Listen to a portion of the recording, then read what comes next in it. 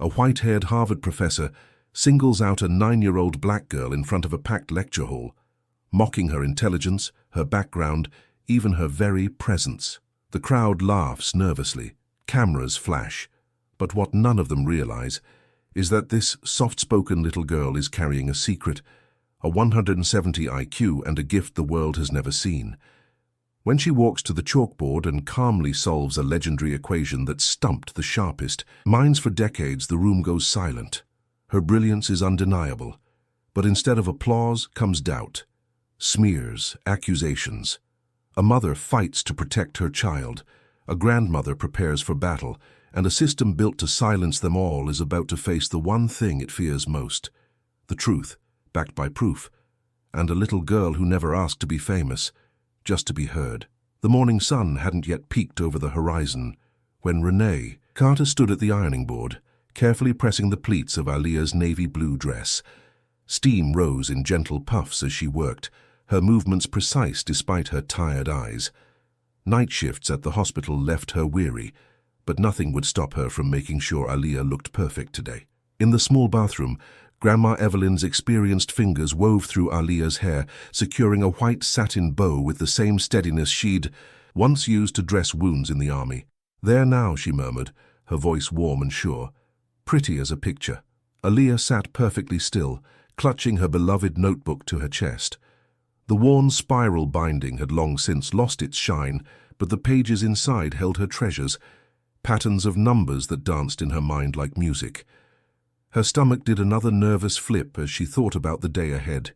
"Dear Lord," Grandma Evelyn whispered, one hand resting gently on Aaliyah's shoulder. "Watch over this child today. Give her strength to shine your light." It was their morning ritual, these quiet prayers that felt like armor. The early bus rumbled through Cambridge's streets, still quiet in the dawn hours. Renee pulled out a thermos of hot cocoa, pouring small cups for each of them. The warm chocolate helped settle Aaliyah's nerves a little, though her fingers never loosened their grip on her notebook. "Remember what I always say," Grandma Evelyn spoke softly, her military posture straight and proud even on the worn bus seat. "Walk in like you belong, because you do." Harvard's campus loomed ahead, its brick buildings stretching toward the brightening sky. Aaliyah had seen pictures, but nothing prepared her for how massive it felt in person. They followed the growing crowd into the auditorium where the Math for Tomorrow event was being held. The space seemed to swallow them whole, rows upon rows of seats, stage lights that made the air itself feel brighter, and so many voices echoing off the high ceiling that it made Aaliyah's head spin. She gripped her mother's hand tighter as they found seats near the middle. Professor Graham Whitaker commanded the stage like he owned it, his expensive suit and confident smile drawing all eyes to him. His voice carried effortlessly through the hall as he explained complex concepts with theatrical flair, making the audience laugh at his clever jokes. "And now," he announced with a flourish, "we come to something special." He gestured to a massive chalkboard being wheeled onto the stage. The Langford Bridge equation. For decades, the finest minds in mathematics have tried to crack this puzzle. His eyes swept the crowd. "Who dares to attempt it today?" Aaliyah's heart pounded so hard she could feel it in her throat. The equation didn't look scary to her. It looked like one of her puzzles, like the patterns that filled her dreams. Before she could think too hard about it, her hand rose into the air, small but steady. Professor Whitaker's eyes landed on her, and his smile changed. It wasn't kind anymore. "Well, well," he said, his voice dripping with fake sweetness. "Such wishful confidence from one so young." He paused, letting his gaze drift to her simple dress, her mother's worn purse. "Though I suppose that's what these diversity initiatives are for, aren't they? Giving everyone a chance to dream big." Laughter rippled through the audience. Not cruel exactly, but uncomfortable. The kind of laughter that comes when people don't know what else to do. Renee sat frozen, her face a mask of politeness that couldn't quite hide her pain. Beside her, Grandma Evelyn's jaw clenched tight enough to crack walnuts, her eyes blazing with the kind of fury only a grandmother can feel. Aaliyah's hand began to lower, her chest tight with shame she didn't deserve. But then a new voice cut through the awkward moment, clear, firm, and kind. "Let her try." Dr. Sophia Lynn stood up from her seat in the front row, her dark eyes fixed on Professor Whitaker with quiet challenge. Her professional demeanor and Harvard credentials were impossible to dismiss. The air in the auditorium seemed to crackle with tension as everyone waited to see what would happen next. The lecture hall fell into an uneasy quiet as Dr. Sophia Lynn guided Aaliyah toward the massive chalkboard. The girl's Mary Jane shoes made soft clicks against the polished floor, each step echoing in the silence. Professor Whitaker leaned back in his chair, arms crossed, wearing the kind of smile adults use when they're sure a child is about to learn a hard lesson. Aaliyah's small fingers trembled as she picked up the chalk. The equations stretched across the board like a giant puzzle, all swooping symbols and numbers that had stumped mathematicians for decades. She closed her eyes for just a moment, remembering how Grandma Evelyn had cupped her face that morning, whispering, "Lord, give this child your strength." When she opened her eyes, her hand was steady. She started writing, her strokes neat and careful. No flashy moves, no showing off, just one step following another like laying down stepping stones across a stream. Where others had tried to force complex solutions, Aaliyah saw a simpler path. "Surely you don't think," Professor Whitaker began, his voice dripping with condescension. "Let her finish," Dr. Lynn cut in, raising her hand. Her tone held such quiet authority that even Whitaker fell silent. The scratch of chalk filled the air. Aaliyah worked steadily, lost in the pure joy of numbers finding their proper places. She didn't notice how the whispers in the audience slowly died away, or how people began leaning forward in their seats. Halfway through, something shifted in the room. An elderly man with wild grey hair stood up from his seat, papers falling from his lap. His mouth hung open as he watched each new line appear. "My God," he whispered, but in the perfect silence everyone heard him. Aaliyah wrote the final step and placed the chalk down with a soft click. For a heartbeat, nobody moved. Nobody breathed. Then the room exploded. Applause thundered against the walls. People jumped to their feet, phones raised high to capture the moment. A woman in the front row was crying. The elderly mathematician who had stood earlier was shouting something about revolutionary and completely unprecedented. In her seat, Renee Carter couldn't speak. Tears rolled down her cheeks as she watched her baby girl standing there, small but somehow filling the whole space with quiet dignity. Grandma Evelyn reached over and squeezed her hand, her own eyes glistening with pride. When they finally made it to the hallway, people swarmed around them with congratulations and questions. A distinguished-looking woman with silver hair pressed a tissue into Renee's hand, her grip lingering. "Don't let them steal this," she murmured, before disappearing into the crowd. The bus ride home was quieter than the morning trip. Aaliyah sat between her mother and grandmother, her notebook clutched to her chest, looking out the window as Cambridge slipped away behind them. She hadn't wanted to prove anybody wrong or make a big scene. She'd just seen the answer clear as sunshine and shared it the way she'd always been taught to share her blessings. That evening, while Aaliyah dozed on the couch, Grandma Evelyn pulled a battered cardboard box from the top shelf of her closet. Her hands moved with reverence over old military letters and church bulletins until she found what she was looking for, a spiral notebook, its edges soft with age. The phone started ringing just as she opened it. Harvard's PR department, all excitement and polished words about unprecedented developments and further study needed. But underneath their enthusiasm came Professor Whitaker's voice, sharp with new purpose, talking about proper verification and extraordinary claims. Where he had expected simple humiliation, he had found something that threatened his standing. Now his words dropped like pebbles into still water, each one sending out ripples of doubt. Grandma Evelyn watched Aaliyah sleeping peacefully, one hand still holding her notebook of equations, and felt her soldier's instincts stir. She recognized the sound of incoming fire when she heard it. Her grandbaby had won the battle today, fair and square. But the war for her truth was just beginning. The morning sun had barely touched the kitchen window when Renee's phone buzzed for the 20th time. She stared at the screen, her coffee growing cold beside her. 42 missed calls, hundreds of messages. Her daughter's name was trending on social media, and she hadn't even packed Aaliyah's lunch yet. "Look at all these people arguing about math," Renee muttered, scrolling through comments under the viral video. Some praised Aaliyah's solution as brilliant. Others claimed it had to be fake. Complete strangers were debating whether a 9-year-old black girl could really be that smart. Grandma Evelyn peered through the living room curtains, her military posture straight and tense. Channel 7's got a van parked across the street. 2 more just pulled up. Mama, what do we do? Renee's voice cracked. First thing, Aaliyah stays home today, no school. Grandma's tone left no room for argument. She moved to the kitchen table where Aaliyah sat in her pajamas, looking small and confused. Here, hey baby, let's work on these math worksheets instead. Aaliyah nodded, relief clear in her shoulders. She didn't want to face her classmates today anyway. I still have to go to work, Renee said, straightening her blue hospital scrubs. We can't let this circus change everything. Go on then. Grandma squeezed her daughter's hand. I've got watch here. The walk to Renee's bus stop felt like crossing enemy territory. She kept her head down, but she could feel phones pointing her way. At the hospital, whispers followed her down every corridor. Her fellow CNAs tried to act normal, but their eyes kept finding her. Mrs. Carter, a woman with a microphone stepped out from behind a car in the hospital parking lot. Can we get your comment on your daughter's mathematical breakthrough? Renee's chest tightened. She hurried inside without answering, remembering all the times her own mama had told her, don't make waves, don't draw attention. But this time Aaliyah hadn't done anything except be herself. Be brilliant. Back at the apartment, Grandma Evelyn had transformed into a one-woman security detail. She answered calls with military precision, taking names and numbers in her neat handwriting.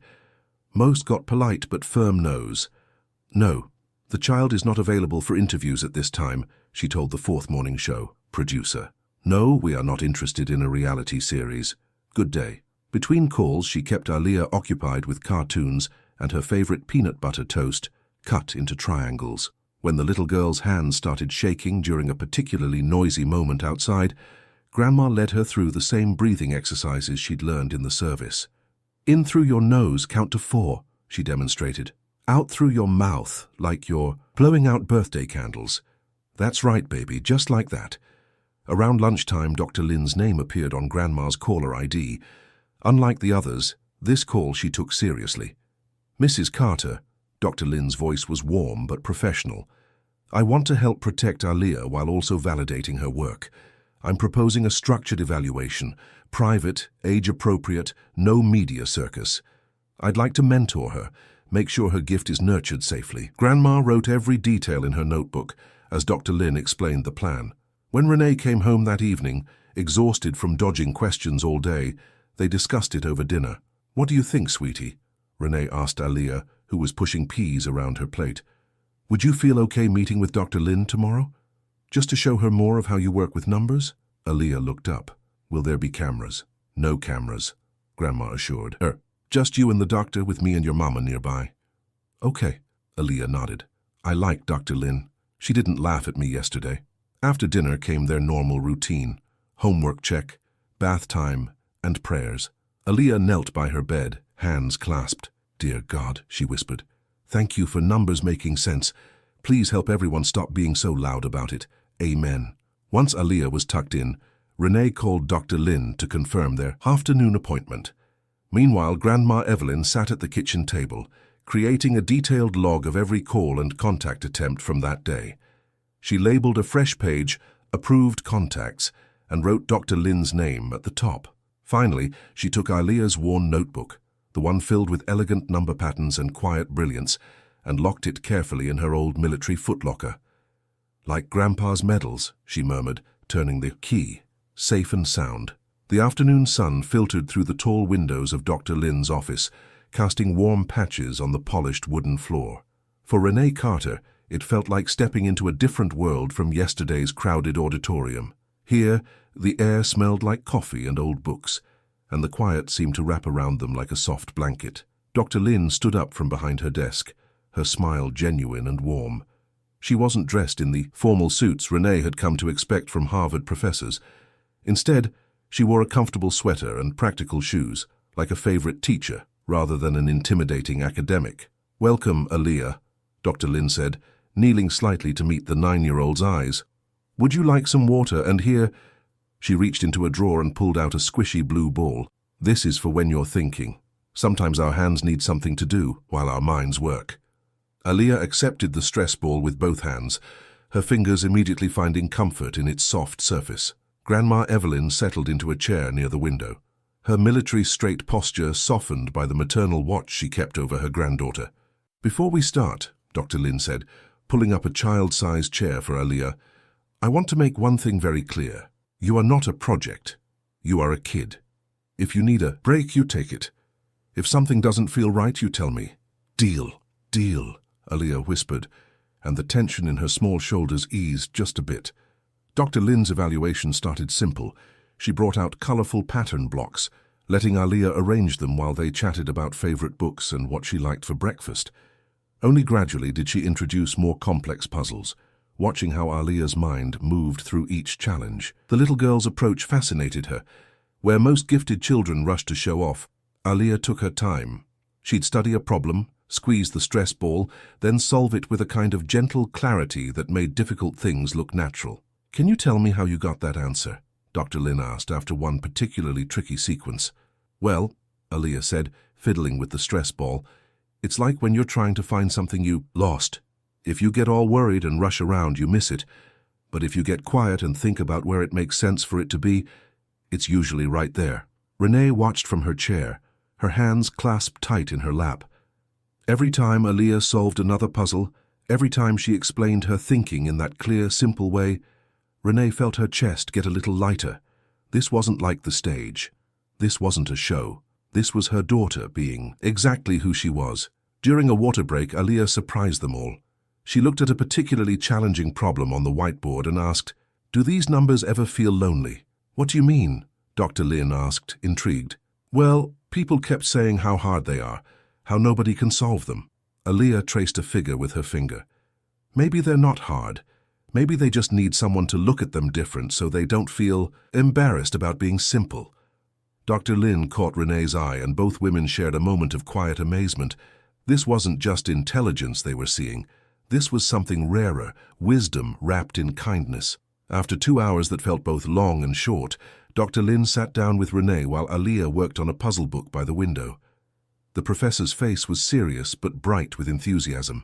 "Mrs. Carter, your daughter's abilities are extraordinary. But what impresses me most is her heart. She doesn't just solve problems, she cares about them, about the people trying to solve them." Dr. Lin laid out a proposal. Twice weekly mentoring sessions, always with breaks for play. No media allowed, no public performances without family approval. Every agreement would have clear boundaries written in to protect Aaliyah's childhood. "She needs guidance, yes," Dr. Lin explained. "But more importantly, she needs space to just be 9. Renee felt tears prick at her eyes. For the first time since that moment on stage, she could really breathe. Someone else saw it, not just Aaliyah's gift, but her humanity. They were gathering their things, ready to head home, when quick footsteps clicked down the hallway. A woman in an expensive suit appeared at the door, her smile as polished as her shoes. "Mrs. Carter, I'm so glad I caught you." The administrator's voice was honey-sweet. "We have some standard paperwork for you. Just some forms requesting access to Aaliyah's work for institutional review. Standard procedure, you understand." She held out a thick manila folder. Renee took it slowly, the weight of it feeling wrong in her hands. Beside her, Grandma Evelyn's lips pressed into a thin line. As they walked to the elevator, the folder heavy in Renee's bag, Grandma Evelyn shook her head and muttered just loud enough for Renee to hear, "They're already trying to own her."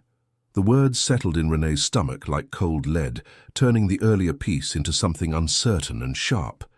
The evening sun cast long shadows across the brick steps of Mount Zion Baptist Church as Grandma Evelyn guided her family through the heavy wooden doors. The familiar scent of home-cooked meals wrapped around them like a warm embrace, drawing them into the bustling fellowship hall. "We don't carry heavy things alone," Grandma Evelyn said softly, her hand steady on Aaliyah's shoulder. "That's what family's for. Blood and church both." The hall hummed with life. Crockpots lined folding tables, steam rising from bubbling chili and cornbread still warm from the oven. Miss Dorothy's famous mac and cheese sat in its usual spot, golden brown and perfect. Before Renee could even set down her purse, Mrs. Jenkins and Sister Marie swept in like gentle waves, wrapping her in hugs that felt like quilts on a cold morning. No questions, no demands, just love flowing freely. "Let me fix you a plate, honey," Mrs. Jenkins insisted, already heading toward the food. Aaliyah stayed close to Grandma's side until 3 older men in pressed shirts approached. Grandma's face brightened. "These are my friends from the Veterans Post," she explained. "Mr. Thomas served in Korea, Mr. Wilson and Mr. Hayes in Vietnam."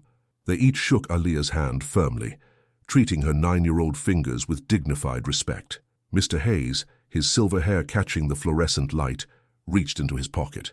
"This here's called a challenge coin," he explained, pressing the metal disc into her palm. "We give these to folks who show real courage. Standing up there at Harvard, that was brave, younger lady." Aaliyah traced the coin's raised edges with her finger.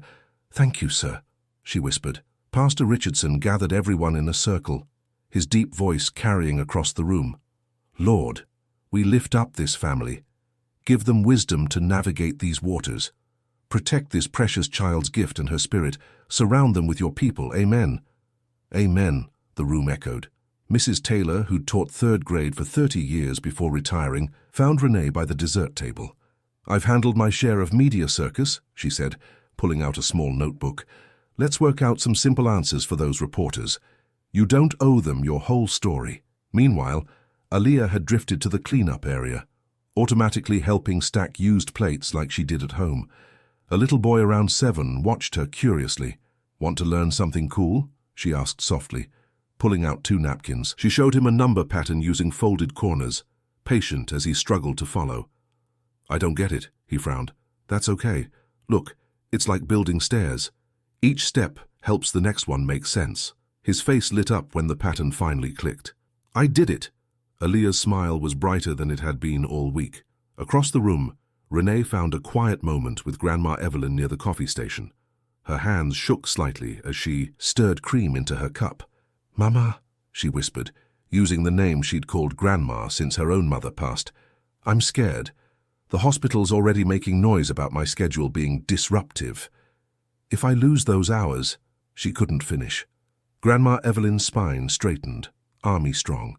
"Then we'll stand closer," she said simply. "God didn't bring us this far to drop us now." A plain white envelope made its way around the room, quiet as a prayer. No one announced it, but church members slipped in what they could, a legal fund growing in whispers and love. The evening wrapped them in its gentle comfort until the sun had long set. They drove home full of food and fellowship, Aaliyah falling asleep against Grandma's shoulder in the back seat of their old Corolla. At home, after tucking Aaliyah in, Renee checked her email one last time. Her supervisor's message weighted like a stone. "Due to increased media presence affecting daily operations, we need to discuss schedule adjustments. Please see me before your next shift." Renee stared at the screen, their miracle suddenly feeling heavy as lead, their tiny apartment, Aaliyah's school supplies, groceries, everything balanced on those precious work hours. The morning sun glinted off Harvard's polished windows as Renee Carter smoothed her best blouse, grateful for Grandma Evelyn's solid presence beside her. The PR team's conference room felt too sleek, too perfect, all glass and chrome that made their reflections look small. "Mrs. Carter, we're just thrilled about Aaliyah's remarkable achievement," said Sarah Kendrick, the lead PR representative, her smile bright as a TV commercial. "This could be such an inspiring story for so many young minds." Renee nodded carefully, the way she'd practiced with the retired teacher from church. "Thank you, we're proud of her. We've prepared a comprehensive media strategy," another team member chimed in, sliding glossy folders across the table. "Photo opportunities, controlled interviews, social media rollout, all Harvard approved, of course." Grandma Evelyn's hand found Renee's knee under the table, steadying her. "And this agreement," Sarah continued, tapping a thick document, "covers rights to footage, interviews and messaging, standard procedure for university-affiliated discoveries." Renee's throat tightened. "University-affiliated. My daughter solved that equation as herself, not as Harvard's anything." Of course," Sarah backpedaled smoothly. "We simply want to ensure consistent messaging. You understand how delicate these situations can be. What my daughter needs is reading time and recess," Renee said quietly. "Where does her privacy show up in this plan?" The PR team exchanged glances. Sarah's smile flickered like a bad bulb. "Well, we can certainly discuss parameters," she hedged, "but public interest is already significant. Managing the narrative is crucial. Managing? Grandma Evelyn's voice carried the weight of her military years. That child isn't a story to manage. She's 9 years old. The meeting dissolved into circular talks about opportunities and platforms, each word making Renee's stomach knot tighter. She gathered the unsigned papers, tucking them into her bag. We'll need time to review these. With our lawyer. In the hallway, Professor Whitaker's tall figure appeared like a storm cloud.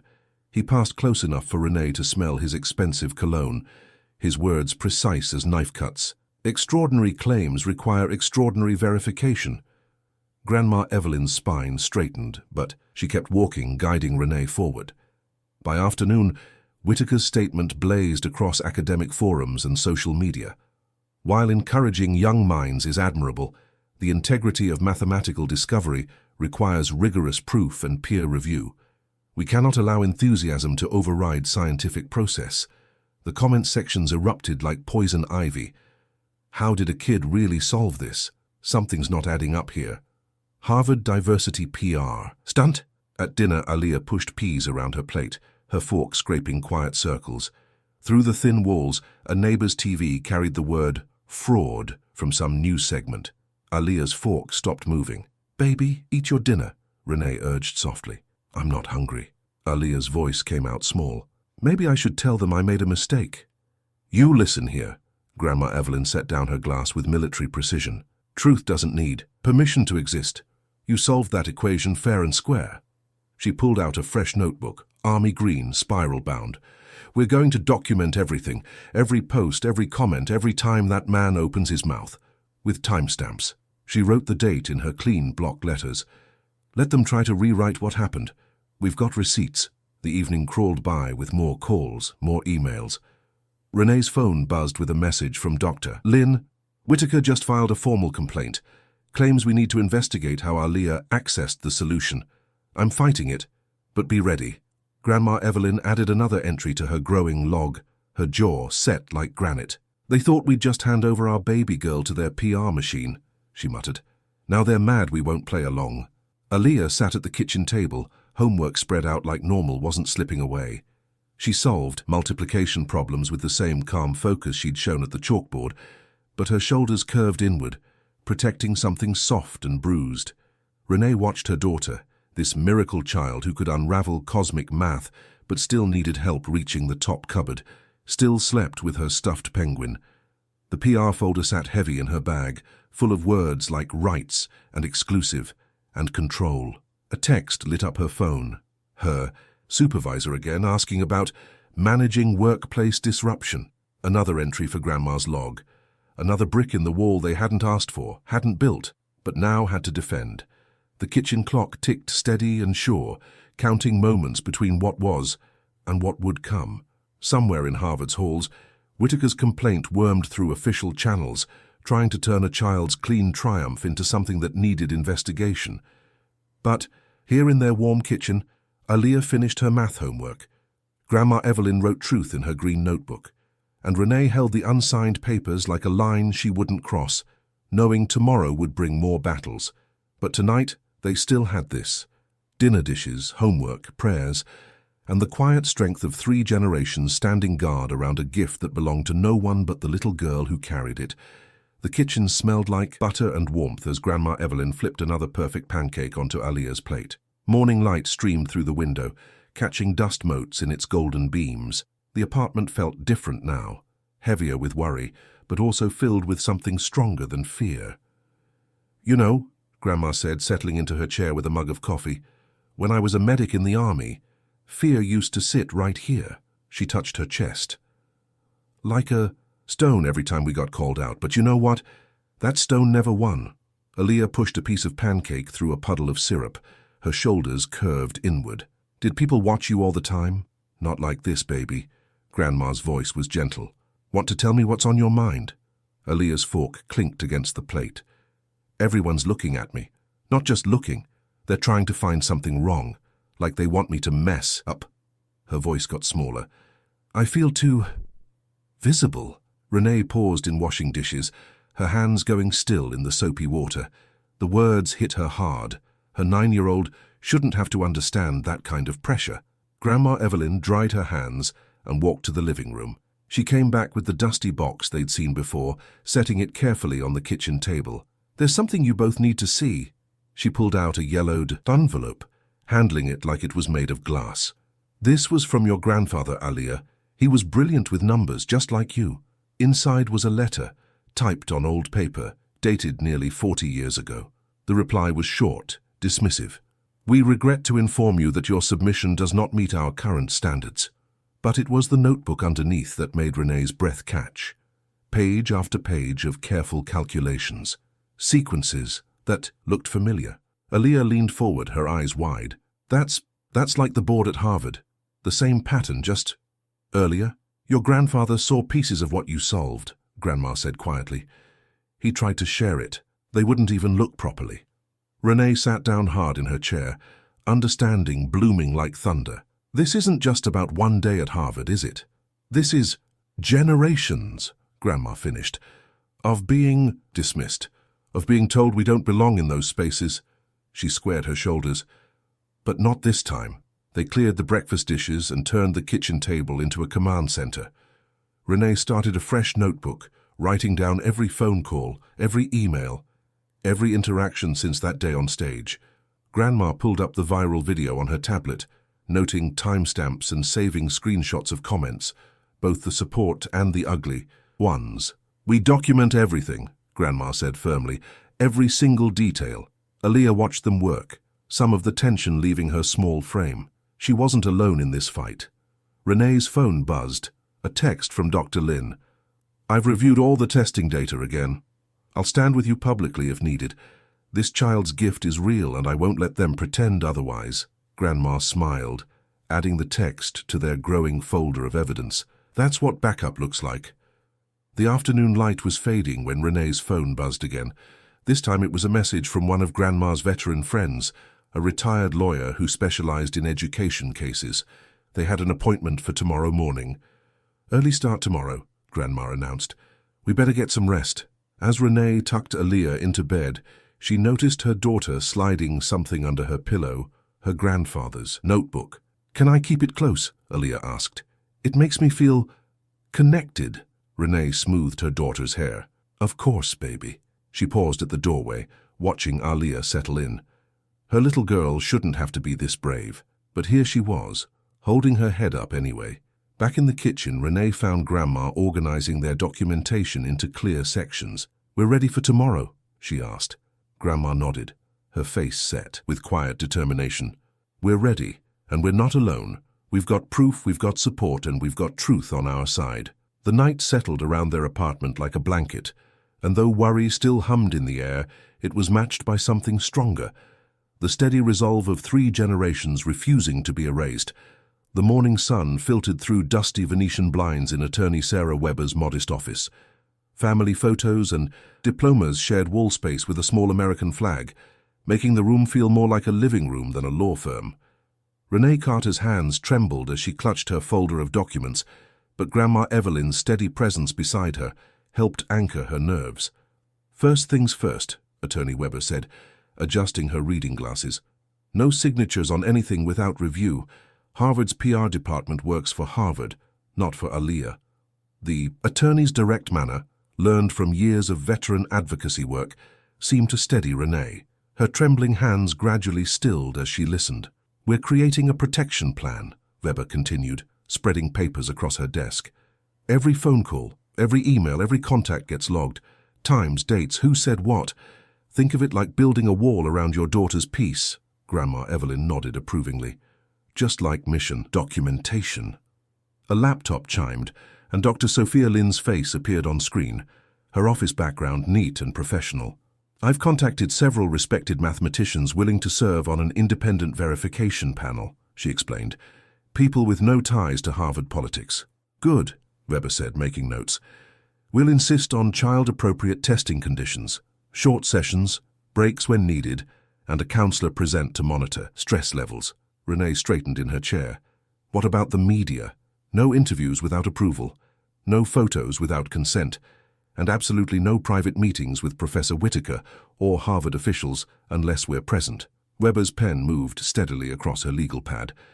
You have the right to say no. Practice with me, Weber suggested gently. Someone asks for just 5 minutes with Aaliyah. Renee swallowed hard.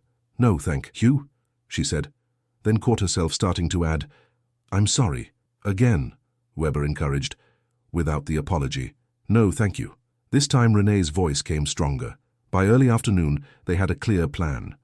Weber drafted a firm response to Harvard's PR department, establishing boundaries and conditions for any future verification process.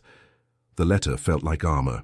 Back home, Aaliyah finished her math homework at the kitchen table, then bounded down to the apartment complex's small courtyard.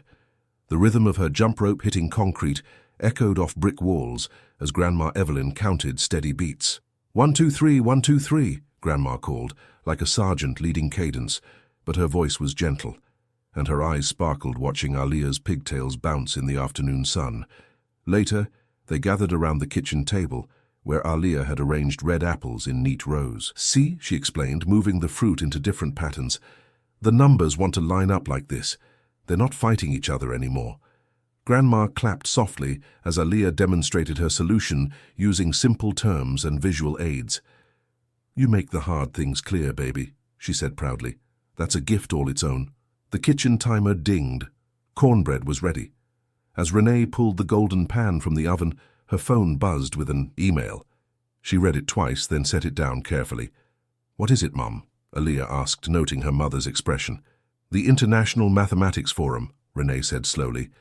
They want you to present your solution next Saturday. The room grew quiet.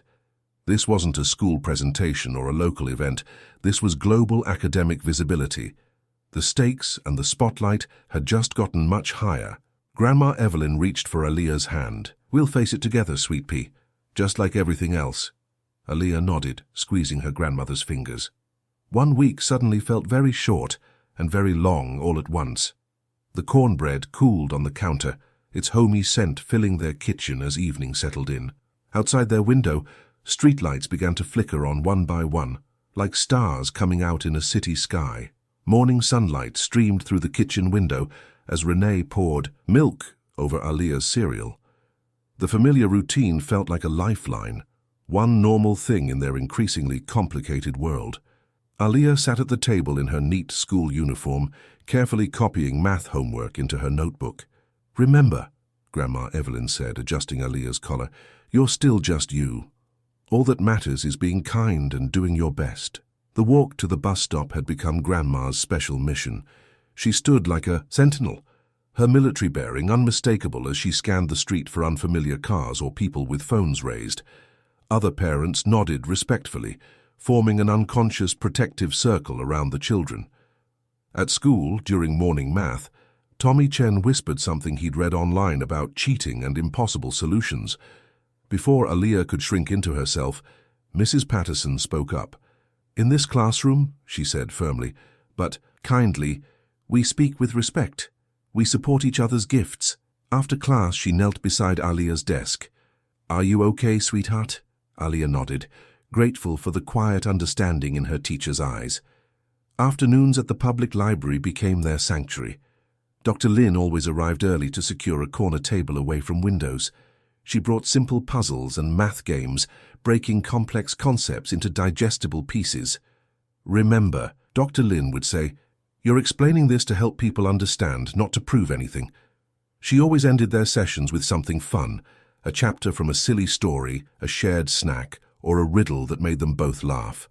One day, Aaliyah noticed a younger student struggling with fraction homework at a nearby table. She glanced at Dr. Lin, who nodded encouragingly. Soon, Aaliyah had started what she called her puzzle corner, helping other kids see patterns in their math problems. It's like a game, she'd explain softly. The numbers are trying to tell us something.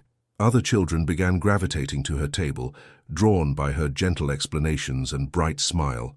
Meanwhile, Renee's situation at the hospital grew more strained. Her supervisor cited scheduling adjustments as she cut Renee's hours, but the real reason hung unspoken in the air. Too much attention. Too many reporters asking questions. Too much disruption. Late at night, after Aaliyah was asleep, Renee spread bills across the kitchen table like a complicated puzzle she couldn't solve. The reduced hours meant tough choices ahead. but their church family stepped in with quiet grace. Grocery bags appeared on their doorstep. Gas cards slipped into Renee's purse at Sunday service. Casseroles delivered with warm hugs and no mention of charity. Mrs. Johnson from the choir brought over a lasagna, saying simply, "My garden gave me too many tomatoes this year." Pastor Mike's wife included fresh-baked cookies marked, "Just because it's Wednesday." They made it feel like sharing, not helping. Aaliyah spent Thursday evening practicing her presentation with Dr. Lin, while Grandma Evelyn crocheted nearby, her presence steady and protective. They worked on clear explanations, using simple analogies that anyone could grasp.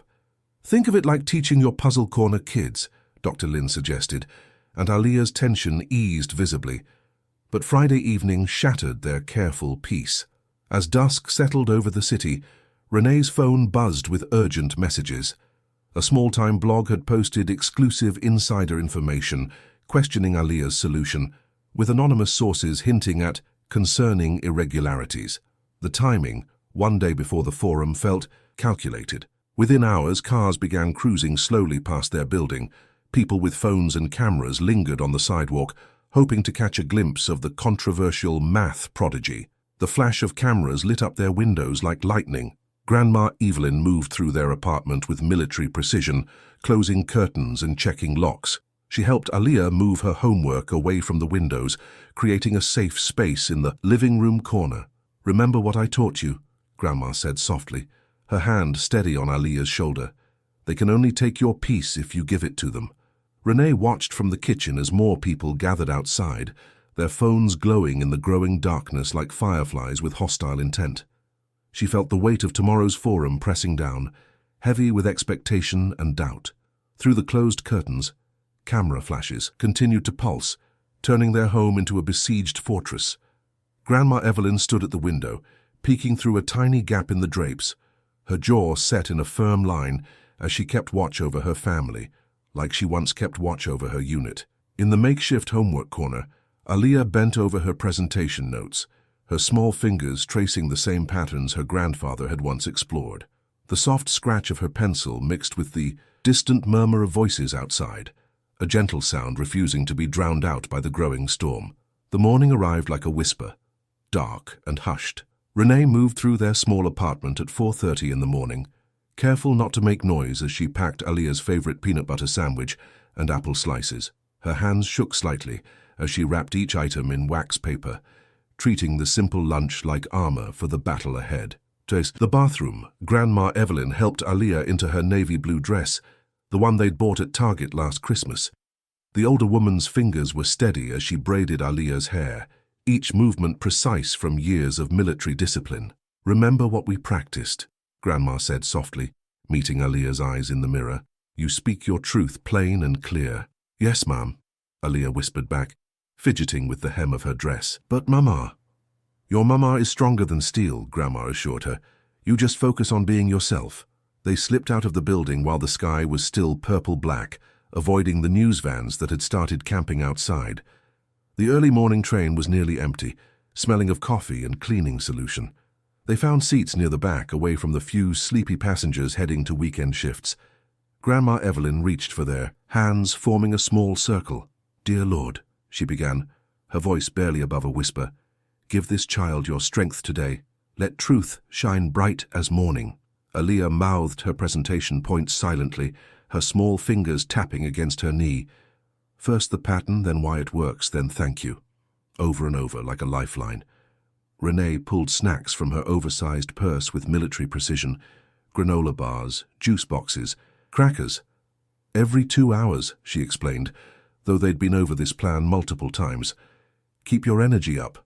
The conference center loomed ahead of them, all glass and steel reaching into the brightening sky. Dr. Lin met them at a side entrance, her kind face set with determination. She led them through quiet hallways to the preparation room. "Aaliyah," Dr. Lin said, kneeling to meet the girl's eyes, "you are a student who made an important discovery, that's all. You don't have to be anything else." They found the wooden box backstage, painted white and sturdy enough to help Aaliyah reach the microphone. She practiced once in the empty auditorium, her voice small but clear in the vast space. Renee fussed with Aaliyah's collar, smoothing invisible wrinkles. Grandma Evelyn stood watch, her military bearing showing in her straight spine and alert eyes. Her hands trembled slightly as she patted Aaliyah's hair, pride warring with worry on her face. The Harvard representative appeared like a shadow in an expensive suit, holding a crisp white envelope. "Mrs. Carter," he said, his smile not reaching his eyes, "the university feels it's important to remind you that the matter is still under review. Any public claims today could be premature." Renee's throat tightened. She looked at her mother, finding strength in the older woman's steady gaze. "We don't bow to bullying," Grandma Evelyn whispered, steel in her soft voice. The lights dimmed in warning. Aaliyah squared her small shoulders and walked toward the stage steps, each footfall echoing in the growing quiet. The spotlights found her as she climbed onto the white box, heat and brightness washing over her face. She leaned toward the microphone, her voice clear and simple. "I'm just going to show what I saw." The room fell silent, waiting. The grand auditorium buzzed with anticipation as Aaliyah stood at the podium, her small frame supported by a wooden box beneath her feet. The morning light filtered through tall windows, casting a gentle glow across her face as she took a deep breath. "The pattern isn't scary when you look at it like a puzzle that wants to be solved," Aaliyah explained, her voice clear and steady. She drew simple diagrams on the screen behind her, breaking down the complex Langford Bridge equation into pieces that made sense. "It's like when you're trying to fit blocks together. Sometimes you have to turn them different ways until they match up just right." In the front row, Renee clutched Grandma Evelyn's hand, watching her daughter shine without showmanship or pride, just pure, honest clarity. The audience leaned forward in their seats, mathematicians and scholars who had wrestled with this problem for decades, now seeing it through the eyes of a child who found the missing piece. "And that's really all there is to it," Aaliyah concluded, smoothing her dress with nervous fingers. "Thank you for listening." The silence lasted only a moment before the room erupted. People rose to their feet, applause thundering through the hall. It wasn't just politeness or novelty. There was something deeper in their response, a recognition of truth spoken simply. Dr. Lin beamed from the side of the stage while Grandma Evelyn dabbed at her eyes with a tissue. Renee stood frozen, overwhelmed by the waves of approval washing over her daughter. A distinguished mathematician with silver hair approached them as they left the stage. He grasped Renee's hand warmly, his eyes bright with emotion. "Your daughter changed something today," he said, his voice thick. "Not just the equation, she changed how we see possibility." Renee's knees went weak with relief, and Grandma Evelyn's steady arm wrapped around her waist for support. In a quiet hallway away from the crowd, Aaliyah leaned against her mother, suddenly looking very much like the 9-year-old she was. "Mama," she whispered, "why do grown-ups make questions feel like they're trying to hurt each other? Math isn't mean. It's just there, waiting to make sense." Dr. Lin knelt beside her, straightening the little bow in Aaliyah's hair. "You showed everyone today that you can be brilliant and gentle at the same time. That's a rare and beautiful thing."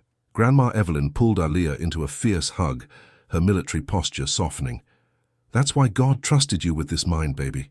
You use it to lift people up, not tear them down." For the first time in weeks, they felt the weight lift from their shoulders. They found a small cafe around the corner from the auditorium, away from the cameras and questions. Sunlight streamed through the windows as they shared turkey sandwiches and potato chips, laughing about how Aaliyah's box had squeaked during her presentation. "Just like your daddy used to say," Grandma recalled, her eyes twinkling.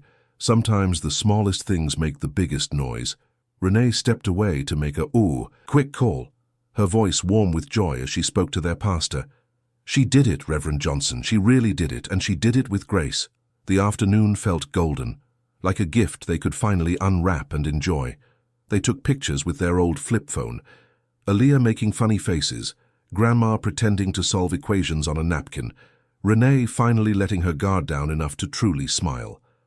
On the train ride home, the gentle rocking motion lulled Aaliyah to sleep. She curled against Grandma Evelyn's shoulder, still clutching the program from the forum. Renee watched her daughter's peaceful face, thinking how strange it was that such a big mind could look so small and vulnerable in sleep. The vibration of Renee's phone broke the quiet moment. Dr. Lin's name flashed on the screen, and something in Renee's stomach tightened at the unusual hour. She answered softly, trying not to wake Aaliyah. Dr. Lin's voice carried an edge of urgency that made Renee's heart sink. Professor Whitaker had filed a formal complaint, claiming Aaliyah's solution matched his own unpublished framework. Harvard was considering freezing all recognition of Aaliyah's achievement, pending a full investigation. Renee's hand trembled as she ended the call, watching her sleeping daughter and wondering how people could be so determined to dim a light just because they hadn't lit it themselves. The morning sun barely touched the kitchen window when Renee's phone buzzed with notifications. Headlines that once celebrated Aaliyah now dripped with doubt. Math prodigy claims under review. Harvard questions solution authenticity. Academic controversy erupts over child's mathematical claims. Renee's hands shook as she made breakfast, trying to keep the morning normal. The smell of oatmeal and cinnamon filled their small kitchen, but the warmth couldn't chase away the chill of worry that had settled in her chest. "Mama?" Aaliyah stood in the doorway, already dressed for school, her backpack clutched tight. "The news people are outside again." Grandma Evelyn appeared behind Aaliyah, her face set with quiet determination. "I'll walk her to the bus stop today. You focus on work, Renee." But work wasn't the sanctuary it used to be. When Renee arrived at the hospital, her supervisor, Ms. Jenkins, barely met her eyes as she handed over a new schedule. "We've had to make some adjustments," she said, her voice flat. "Your hours are being reduced." Again, Renee stared at the paper. 3 shifts cut. That meant rent would be tight this month. Maybe impossible. During her shortened shift, Renee caught whispers in the break room. A nurse was watching Professor Whitaker on her phone, his voice smooth as honey but sharp as glass. "Academic integrity must be protected. We cannot allow emotional responses to override proper verification processes." By afternoon, Harvard's official statement landed like a stone. The university is conducting an internal review of recent mathematical claims. All recognition is suspended pending investigation. When Renee got home, bills covered their small kitchen table like fallen leaves. Electric, gas, rent, medical bills from last year's flu season that they were still paying off.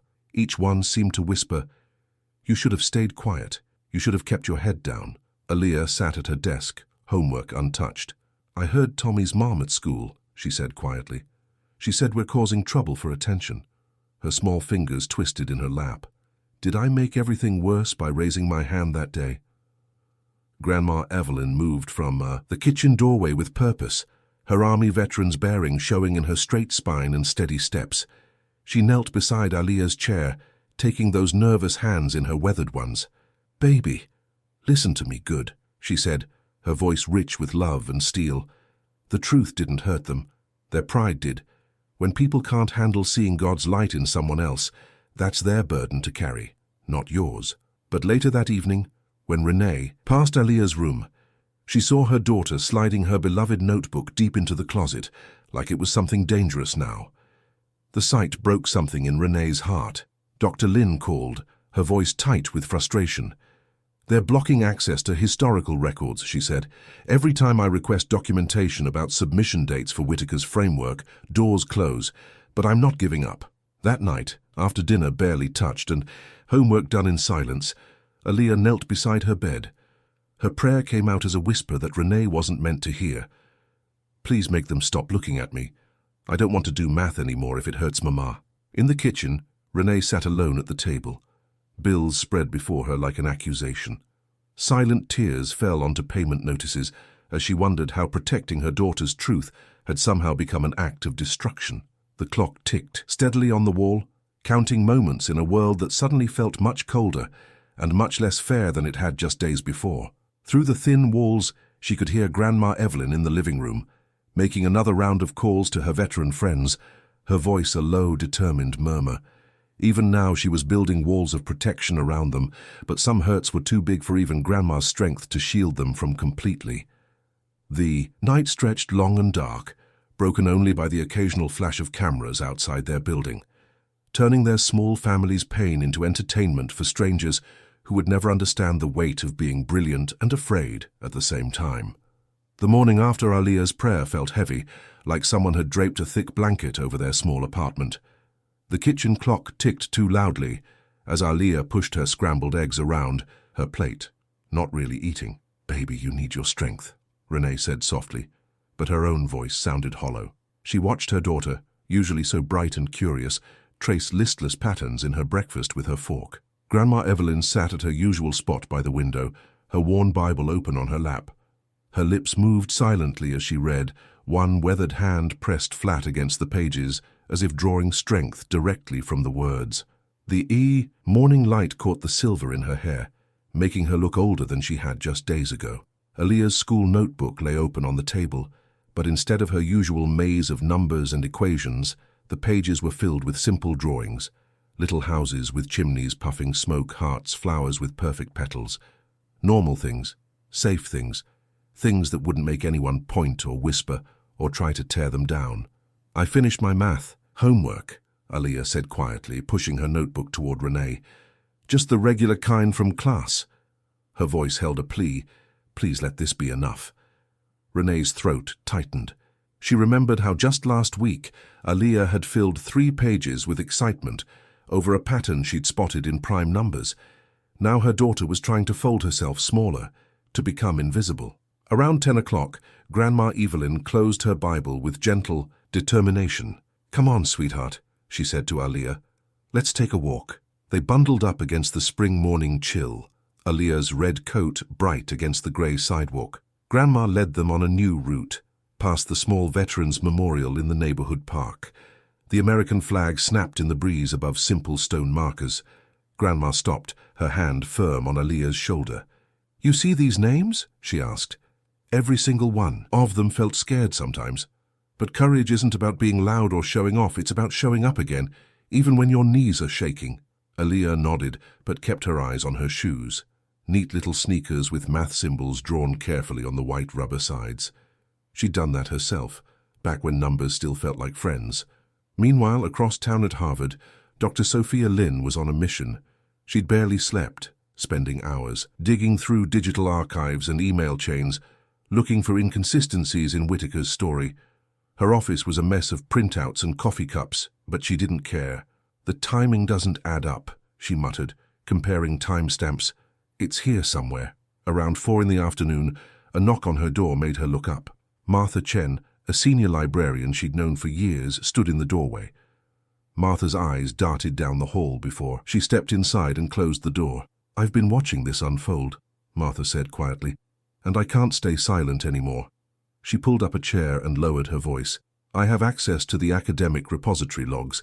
Every document gets tagged with metadata when it's created, modified, accessed." Dr. Lynn's heart began to race. "And Whitaker's framework." Martha's fingers flew across Dr. Lynn's keyboard, pulling up screens of data. "Look at the edit history, the substantial changes to his document. They all happened after that little girl's video went viral." Dr. Lynn leaned forward, eyes scanning rapidly. "He modified it to match her work," she breathed. "We can prove it." The sun was setting when Dr. Lynn finally reached Renee by phone. Her voice trembled with controlled excitement. "We found something," she said. "The metadata, the digital fingerprints. They show when Whitaker changed his documents. It was after Aaliyah solved the equation. We can request a formal review hearing immediately." Through the phone line, she heard Renee sink into a chair. "You mean we can prove he's lying?" "Yes," Dr. Lynn said firmly. "We can prove it. And I promise you I won't let them brush this aside." The morning sun hadn't yet cleared the buildings when Renee pulled her coat tighter and hurried into the small law office. Her breath made little clouds in the chilly air. Inside, Dr. Lynn was already there, spreading papers across the conference table, while Grandma Evelyn carefully unpacked the contents of her old box. "Let's build this step by step," the attorney said, clicking her pen. "Like building a wall they can't knock down." Dr. Lynn nodded, laying out printed screenshots with timestamps. The viral video from the Harvard event. Here's the exact moment Aaliyah solved. At 9:15 a.m. 3 weeks ago Tuesday. Renee watched as they created neat piles of evidence. Her evaluation notes from Dr. Lynn showed careful documentation of Aaliyah's abilities. The forum recording captured every word of her clear, gentle explanation. But it was the new evidence that made Renee's heart beat faster. Dr. Lynn spread out the edit logs from Harvard's system. "Look here," she pointed. "Whitaker's framework, the one he claims. Aaliyah copied. The timestamps show major edits after her video went viral. The original file was barely a page long. Grandma Evelyn's hands trembled slightly as she added her contribution. Yellowed papers from the box she'd kept all these years. And this is what they need to see most. The old submission letter was dated 25 years ago. Beside it lay notebook pages filled with her late husband's careful handwriting, showing the same mathematical patterns Aaliyah had discovered, the same insights written decades before, dismissed without a fair look. The pattern lived in our family all along, Grandma said softly. They just didn't want to see it then either. The attorney reviewed everything, making careful notes. This is strong, very strong. We'll file for a formal academic review immediately. They can't ignore this level of documentation. Renee's phone buzzed. Text from Marcus, one of Grandma's veteran friends. We'll be there, just say when.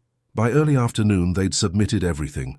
The veterans gathered quietly outside the building, not making a scene, just standing steady like they used to in uniform. Their presence felt like a wall of quiet strength. When Harvard's response came, scheduling the hearing for tomorrow morning, Renee's stomach clenched. Just one night to wait. One night to stay brave. That evening, she helped Aaliyah get ready for bed, smoothing her daughter's favorite pajamas and sitting on the edge of her small bed. Baby, she said softly, I need to tell you something about tomorrow. Aaliyah looked up, her eyes serious. Is it about the math again?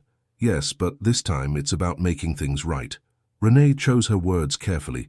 Tomorrow, the grown-ups who said unkind things, they're going to have to answer for what they did. We have proof that tells the true story. Will they be mad at us? Maybe. But being afraid of making people mad isn't a good reason to let them hurt you. Renee touched her daughter's cheek. Sometimes being brave means standing up and saying, this is true even if you don't like it. Aaliyah was quiet for a moment. Like Grandma's soldiers. Exactly like that. And you know what?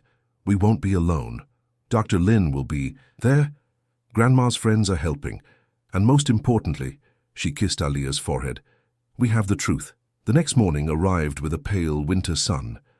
Renee helped Aaliyah into her neat blue dress, the one she'd ironed so carefully for the first Harvard event. Everything felt different now. No excitement, just quiet determination. Grandma Evelyn wore her good suit, the one from church. Under her coat, her service medals were pinned, precisely hidden but present, a reminder of other battles she'd faced.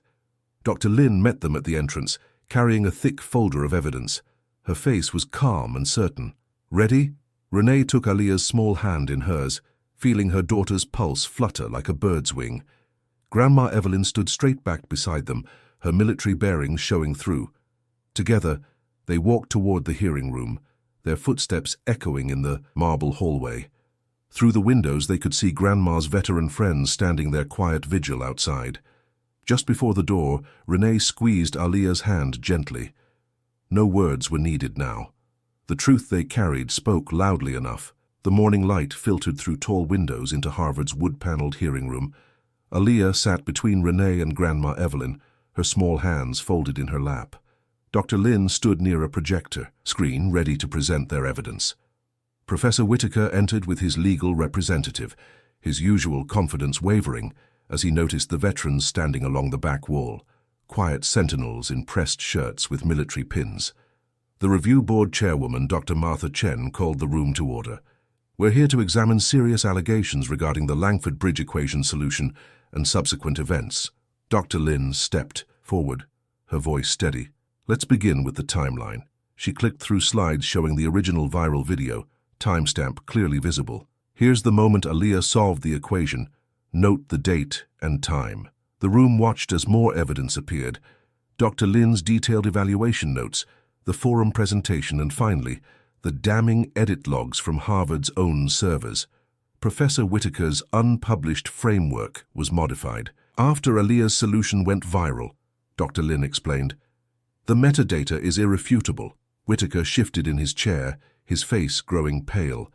Then came the most powerful evidence. Grandma Evelyn stood, holding her late husband's notebook. My husband, Aaliyah's grandfather, worked on these patterns decades ago. She opened to marked pages, now digitally projected. He submitted this work and was dismissed without consideration. The room fell, silent as understanding dawned on faces. This wasn't just about one girl's moment. It was about generations of brilliant minds pushed aside. Whitaker stared at the notebook pages, then at Aliyah. For the first time, he seemed to truly see her, not as a threat to his reputation, but as a child who loved numbers the same way he did. He stood slowly, waving off his lawyer's whispered warning. "I need to speak." His voice cracked. "I was wrong, deeply, inexcusably wrong." Aliyah watched him with clear eyes as he continued. "I mocked a child because I felt threatened. When she proved her brilliance, I tried to discredit her rather than face my own bias." He turned to Aliyah directly. "I am sorry. Not if you felt hurt. I am sorry because I chose to hurt you. You deserved better." Renee squeezed Aliyah's hand as Whitaker addressed the board. "I'll accept any consequences, but please ensure my actions don't taint recognition of her achievement." Dr. Chen conferred briefly with the board before announcing their decision. "Harvard formally recognizes Aliyah Carter's solution to the Langford Bridge equation." She paused. "Professor Whitaker will step down as department chair, and we're establishing the Carter Family Mathematics Outreach Scholarship, with Dr. Lin appointed to oversee protections for young scholars." Tears slipped down Renee's cheeks as years of pressure lifted. Grandma Evelyn sat tall, her military bearing proud but gentle. When they left the hearing room, the hallway was filled with surprise. Neighbors, church members, and friends holding handmade signs. "We see you. Truth wins. Our community's star." Mrs. Jenkins from 2 floors down hugged Renee tight. Dr. Wilson from the downtown clinic saw Aliyah's forum presentation. "She wants to offer you a nursing supervisor position. Better hours, better pay." That evening, their small apartment buzzed with quiet celebration. Church ladies brought casseroles, veterans shared stories, and children from the building asked Aliyah to show them number games. Weeks later, on a bright Saturday morning, Aliyah sat at a library table surrounded by kids from the neighborhood. Her puzzle club had started small, just a few curious friends, but grew as children discovered the joy of patterns without pressure. From the back row, Grandma Evelyn watched with shining eyes as Aliyah opened her notebook. On the inside cover, beneath her grandfather's name, she wrote in careful letters, "We were always here."